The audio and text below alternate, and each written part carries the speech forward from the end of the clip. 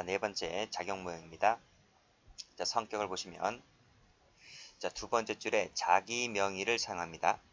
타인 명의가 아니고요. 그 다음 타인 자격만을 사칭한다. 즉 권한 없는 자가. 그쵸?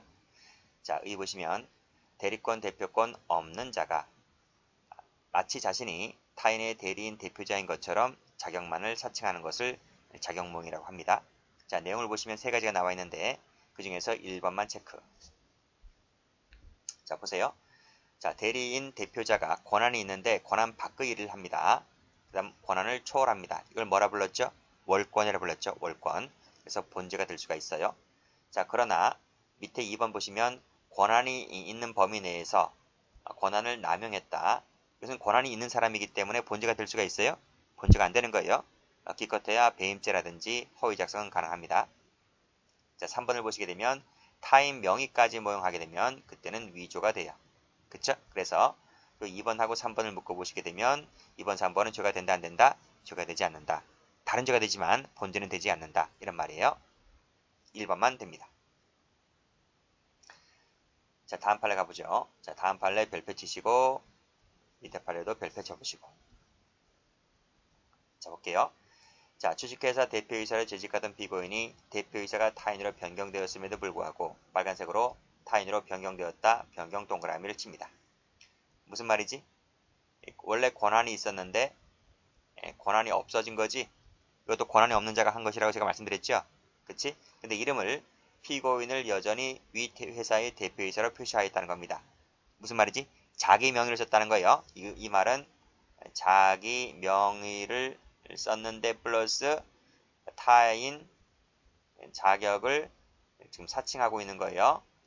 따라서 마지막에 작용모형죄가 된다. 이런 말이 이해되시겠죠? 여기서 뭐 승낙을 얻었다네, 이런, 그 다음에 뭐 잠정적으로 이랬다네, 이런 것들은 다 필요 없어요. 자, 밑에 판을 보시면 자, 가처분 결정이 송달되어서 1절의 직무집행이 정지가 됨으로써 정지에다가 동그라미를 칩니다. 이것도 뭐예요? 이것도 권한이 있는 상태였다가 지금 정지가 되었으니까 권한이 없어진 거죠? 즉 권한 없는 자입니다. 권한 없는 자. 그 자가 어떻게 했나요? 밑에 보니까 그 권한 밖의 일인, 즉 권한이 없게 된 자가 그 권한 밖의 일인 대표이사의 명의로, 대표이사의 명의가 무슨 말이에요? 자기 명의로 자기 명의를 썼다는 거지. 근데 대표이사가 아닌데 대표이사의 자격을 사칭한 거지. 타인 자격을 사칭한 거예요. 그러면 본죄가 되는 거예요. 여기서 뭐 긴급하다 안 하다 이런 거 다 필요 없어요. 됐지? 자, 그 다음 허위작성 갑니다. 허위작성이라고 하는 것은 말씀드렸습니다. 권한이 있는 자가 허위 내용을 기재하는 것을 허위작성이라고 한다는 거예요. 자, 행위 보시면 그러나 보세요. 그러나 앞에 끊고 허위 기재가 권리관계에 아무런 영향을 미치지 않는 것이라면 허위 기재다 했다 할지라도 본죄가 되지 않습니다. 그 대표적인 것이 바로 배서인의 주소다 미칠 것이고. 뒤에 판례 나올 겁니다. 2번 예 체크하시고. 자, 판례 봅니다. 1번부터 보세요. 권한을 위임받았다 했으니까 권한이 있는 사람이잖아요. 2번도 승낙 내지 위임받았다 했으니까 권한이 있는 사람이잖아요. 수표 발행자니까 권한이 있는 사람이잖아요. 전부 다 1번부터 6번, 5번까지가 전부 다 작성 권한이 있는 사람들입니다. 근데 어떻게 했다는 거죠? 빨간색으로 발행 날짜를 소급 기재했다. 동그라미. 거짓말이잖아요. 그쵸? 진실에 반한다. 거짓말이잖아요. 그쵸? 당자 거래를 한 적이 없는데 또 과거의 거래가 정지되었는데 이러한 것이 없는 것처럼 가정하였다면 그 자체가 허위잖아요. 실제하지 않은 유령회사의 이름을 적었다는 것 자체가 허위잖아요. 5번도 실제로 선적한 일이 없다 했는데 이걸 선적했다는 내용으로 썼기 때문에 허위잖아요. 전부 다 허위작성이다 이런 말이. 여기서 관례라고 하는 것은 관례라고 하면 해운업계의 관례라고 하면 죄가 용서가 되나요? 그런 게 어디 있어, 그렇지? 이것은 정당화되지 못한다 이런 말이에요. 자, 그 다음 1번, 2번을 묶으시죠. 자, 일단 필기부터 할까요? 자, 어음수표라고 하는 것은 어음수표는 땡땡 무인 증권성이라고 하는 성질을 갖고 있어요. 무인 증권성이 무슨 말인가요? 어음수표는요, 그 유통성을 강화시키기 위해서 어음상 권리의 원인을 증명하지 않고서도 권리를 행사할 수 있다. 이게 무인증권성이에요. 자, 우리가 보통 어음수표를 발행할 수도 있지만 그 전전 양도받을 수도 있잖아요. 전전 양도받는다 또는 매수를 해서 내가 취득할 수 있잖아요. 양도받는다, 매수한다 이것이 원인관계거든요. 그러니까 정당하게 양도를 받거나 정당하게 매수를 하게 되면 당연히 내가 돈 주고 샀기 때문에 그것에 대해서 정당한 권리를 행사할 수 있는 것은 당연한 것인데 내가 양수받지 않고 매수하지 않고 내가 훔쳤거나 아니면 길거리 가서 줍거나 한다 할지라도 내가 정당한 소지자가 아니라 할지라도 그 어음수표를 소지하고 있다면 내가 권리를 행사할 수 있단 말이에요. 즉 원인관계를 내가 증명하지 않고서도 내가 갖고 있다는 것 자체만으로도 권리를 행사할 수 있다. 이게 바로 뭐예요? 무인증권성이란 말이에요. 따라서 밑에 보시면 원인 채무관계가 존재하지 않음에도 불구하고 밑에 수표자금을 입금받지 아니한 채라 할지라도 약소금을 발행할 수 있고요. 수표를 발행할 수 있는 거예요. 왜? 무인증권성 때문에. 이것은 허위작성이 아닌 거예요. 그렇게 정리를 해두시기 바랍니다. 자, 그 다음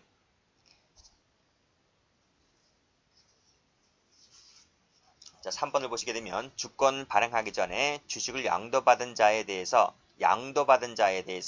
그 사람에게 주권을 발행했다라고 하는 것이 상법상 무효일지 몰라도 이것이 실체권리관계에 부합하잖아요. 내가 양도받지 않은 자에게 양도했나요? 내가 양도받지 않은 자에 대해서 주권을 발행했어요? 그게 아니잖아요. 양도받은 자에서 주권을 발행했다. 실체권리관계에 부합하는 것이기 때문에 이것은 허위작성의 범위 자체가 없다. 즉 고의 자체가 탈락되었기 때문에 죄가 되지 않는다. 이런 말이에요. 상법상 무효인지는 별개의 문제입니다. 근데 형법상의 허위작성은 아니다. 이렇게 보시면 될 것 같아요. 은행에 신고된 것이 아닌 발행인의 다른 인장을 가지고 발행을 했다. 파란색으로 다른 인장, 발행인의 다른 인장 세모 쳐보세요. 이게 발행인의 인장건 맞잖아요. 인장이 몇 개는 되잖아요. 저도 인장이 몇 개 되는데 근데 은행에 신고된 것이 아니기 때문에 다른 인장을 가지고 돈을 청구를 하게 되면 은행은 지급 거절은 될지 몰라도 그게 허위작성은 아니잖아요. 그치? 지급 거절 사유는 될 수 있을지언정 발행인의 인장 것은 맞기 때문에 허위작성이라고 볼 수 없다는 판례입니다. 5번 자, 배서인의 주소에다가 세모를 쳐볼게요. 파란색으로 배서인의 주소 세모 치시고 허위 기재했다 할지라도 이 배서인의 주소라고 하는 것은 약소검상의 권리에 하등 영향을 미치지 않는 것이기 때문에 배서인의 주소를 허위로 기재했다 할지라도 본죄가 되지를 않는다는 거예요. 왜냐하면 첫 번째로 나와있지 배서인의 주소 기재는 배서 요건이 아니기 때문에 이거를 달리 기재했다 할지라도 허위작성죄는 되지 않는다는 판례. 됐죠? 그 다음에 마지막으로 행사죄 봅니다. 지금 보았죠? 위조, 변조, 자격모형, 허위작성 등으로 인해서 만들어진 유가증권을 행사하는 죄가 행사죄가 되는 거예요. 자, 이때 판례 볼게요. 이 위조 유가증권 행사죄에서의 유가증권이라고 하는 것은 빨간색으로 원본만을 말한다. 동그라미. 자, 복사한 4번 밑줄 그시고 X, 밑에 4번 밑줄 그시고 X, 밑에 4번 밑줄 그시고 X, 밑에 4번 밑줄 그시고 X. 이 점에서 문서자하고 다릅니다. 정리를 해두시고요. 자, 다음 행사를 볼게요. 자, 행사라고 하는 것은 통화죄와는 달리 유통이 본질이 아니기 때문에 유통성을 놓이지 않습니다. 그래서 여기 비치했다든지 열람했다든지 할인을 위한 제시를 했다든지 무슨 제시했다든지 증거 제출했다든지 이런 것들도 행사가 될 수 있는 거예요. 자, 도표 볼게요. 별표 칩니다. 저번 시간에 약간 설명드렸죠. 통화죄는 유통성이 본질이기 때문에 통화죄는 유통이 논다는 것 자체가 행사가 될 수가 있어요. 통화죄만의 고유한 성질 때문에 그렇습니다. 그러나 유통성이라고 하는 것은 유가증권이나 인지우표나 문서죄의 경우에는 행사를 볼 수가 없다. 두 번째, 제시, 제출, 비치, 열람이 행사가 될 수 있을까? 통화는 유통이 본질이기 때문에 이건 행사를 볼 수가 없지만 반대로 유가증권, 인지우표, 문서는 이것을 행사로 봐요. 행사로 본다. 됐죠? 여기까지. 그 다음 중요한 것이 이 정을 아는 자에게 주는 것이 행사가 될 수 있을까라는 얘기인데요. 자, 원래 행사라고 하는 것은 적어보세요. 땡땡. 행사라고 하는 것은 정을 모르는 자에게 교부하는 것이 예요. 정을 모르는 자에게 교부하는 것이 행사죄가 되는 거예요. 이것은 통화든 유가증권은 문서든 다 공통인 거예요. 공통인 것인데 여기서 정을 아는 자에게 주는 것이 과연 행사일까? 이란 말이야. 위에서 얘기했잖아. 모르는 자에게 주는 것이 행사라고. 따라서 정을 아는 자에게 주는 것이 문서죄의 경우는 당연히 행사가 아닌 거예요. 판례가 있어요. 근데 통화나 유가증권 같은 경우에는 이 정을 아는 자에게 주는 것이 일정한 조건이 있다면 이것은 행사라고 봐요. 행사가 된다라고 봐요. 자, 제가 통화죄 같은 경우 설명드렸어요. 유가증권 갈게요. 자, 밑에 나왔네. 밑에 1번, 2번을 묶을게요. 정을 알고 있는 자죠. 알고 있는 자 동그라미. 2번도 의사가 분명한 자지. 의사가 분명한 자 동그라미. 조건이 뭐라고요? 그 자에게 주었는데 그 피교부자가 이를 유통시킬 것이다 라고 하는 것을 내가 인식하고 주게 되면 이 자체가 행사죄가 돼요. 자, 그 다음 2번. 행사할 의사가 분명한 자에게 주잖아요. 그걸 인식하고 유통한다는 것을 인식하고 주잖아요. 그럼 이 자체가 뭐가 된다고요? 이 자체가 행사죄가 된다고요. 근데 이 친구가 진짜 그걸 받아서 이걸 행사했어요. 그러면 교부한 자도 행사죄가 되고 피교부자도 행사했으니까 행사죄가 되잖아요. 그러면 이 친구도 행사죄, 이 친구도 행사죄가 되니까 행사죄가 어떻게 되는 거예요? 공범이 되는 거. 공범. 행사죄의 공범이다. 이런 말이에요. 됐죠? 자, 올라갑니다. 자, 두 번째는 정을 아는 자 속에 이 두 가지를 이렇게 묶으시고요. 공범자에게 주는 것도 행사냐 그러면 공범자에 주는 것이 행사냐? 그건 행사가 아니라고 봐요.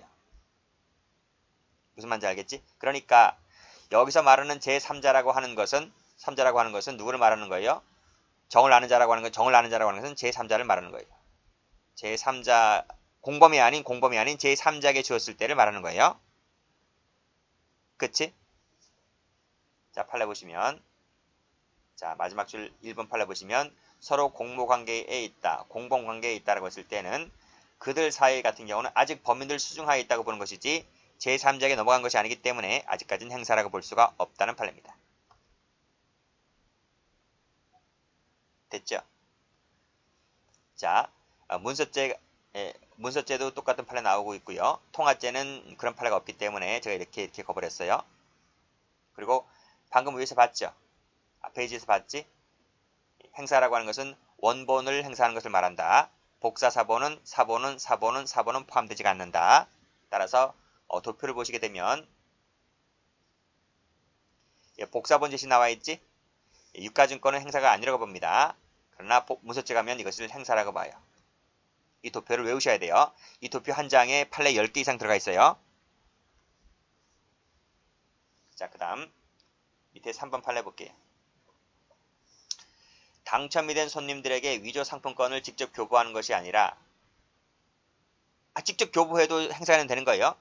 직접 교부해도 행사는 돼요. 근데 직접 교부한 것이 아니라 미리 오락기에 일련 번호가 모두 같은 위조된 상품권을 여러 장 투입해 두었고 빨간색으로 위조 밑줄 그으시고 상품권을 투입해 놓는 것도 뭐가 된다? 이것도 행사가 된다. 이런 말이에요.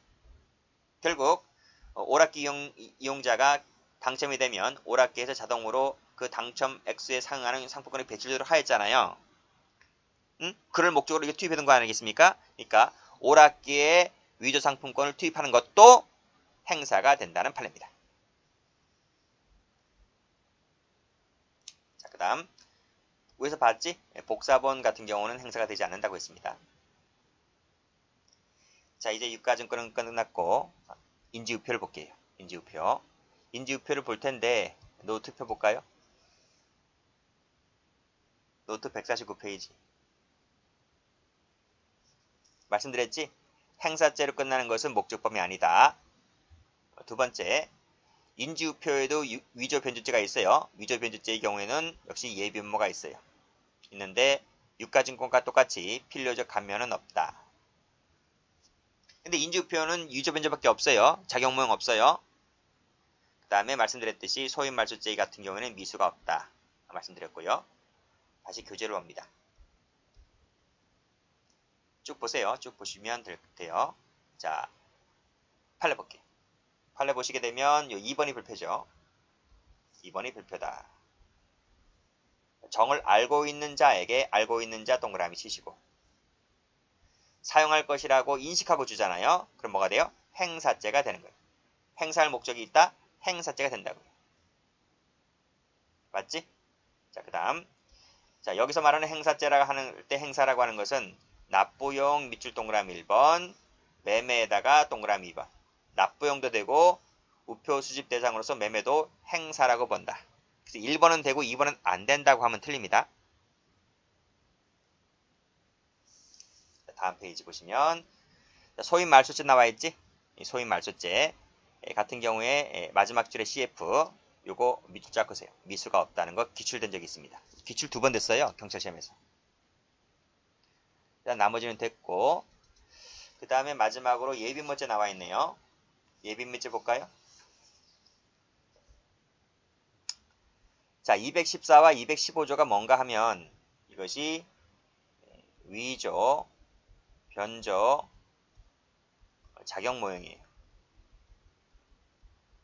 그 다음에 218조 1항이 인지우표 있지, 인지우표. 인지우표와 관련된 위조 변조죄예요.